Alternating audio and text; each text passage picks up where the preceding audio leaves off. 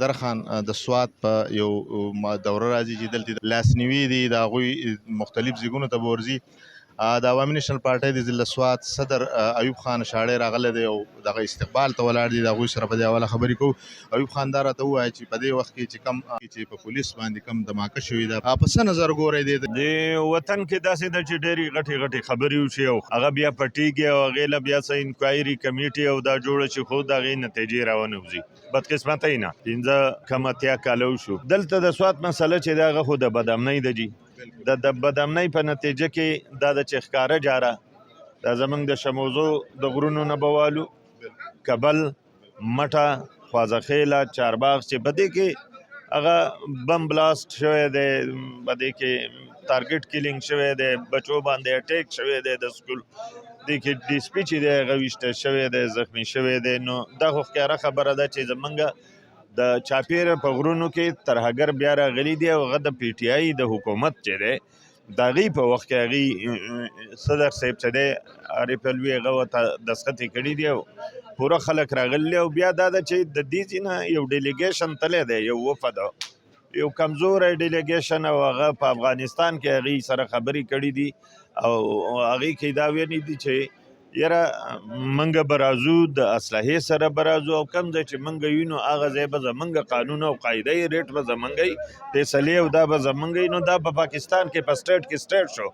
نو دا ټولې خبرې قابل عمل او دا نه دي.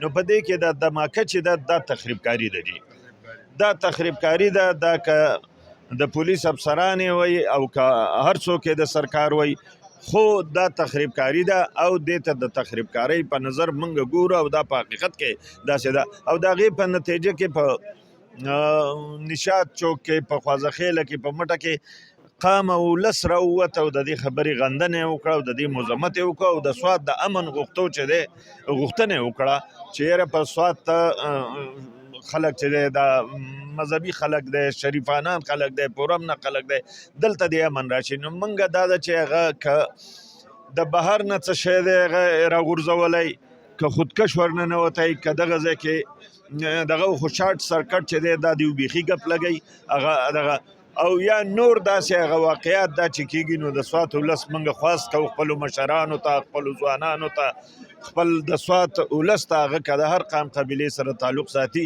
چې هغې بلا د سوچ، سیاسي سوچ او دغه نه چې دی هغه میدان ته راوځي او موږ د دهشتګردي په شا کړو، ځکه چې زموږ د خلکو مرۍ پرې شوي دي، زموږ د خلکو د سوات کاروبار دی، د ښایسته وطن دی، هغه چې دی تباه کېږي.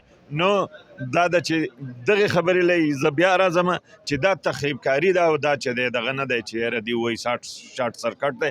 او موږ د سوات د حفاظت دپاره عوامي نیشنل پارټي چې دی دا به په میدان ودرېږي. هر څومره سخته چې راځي سخته به وړو، خو د سوات د بچو، د سوات د عالمانو، د هغې د پټکو، د خویندو میندو، د پړونو، د خپل راتلونکي نسل د روښانه مستقبل دپاره به موږ د امن دپاره که جنګ کېده نو جنګ ته به هم تیار یو. حاجي کتونکو لکه څنګه چې تاسو د صدر صاحب خبرې واورېدې، یقینا چې دلته کې په سوات کې که په هر صورت کې خو د سوات د خلکو بغیر د سیاسي وابستګۍ نه د ټولو خلکو دا یوه خبره ده چې یاره موږ امن غواړو او چې کوم ځای امن نه وي هلتې روزګار نه وي، هلتې تعلیم نه وي، هلتې هېڅ نه وي. نو پکار ده چې په سوات کې امن راشي. د یو بل پروګرام پورې اجازت راکړئ. د الله په امان.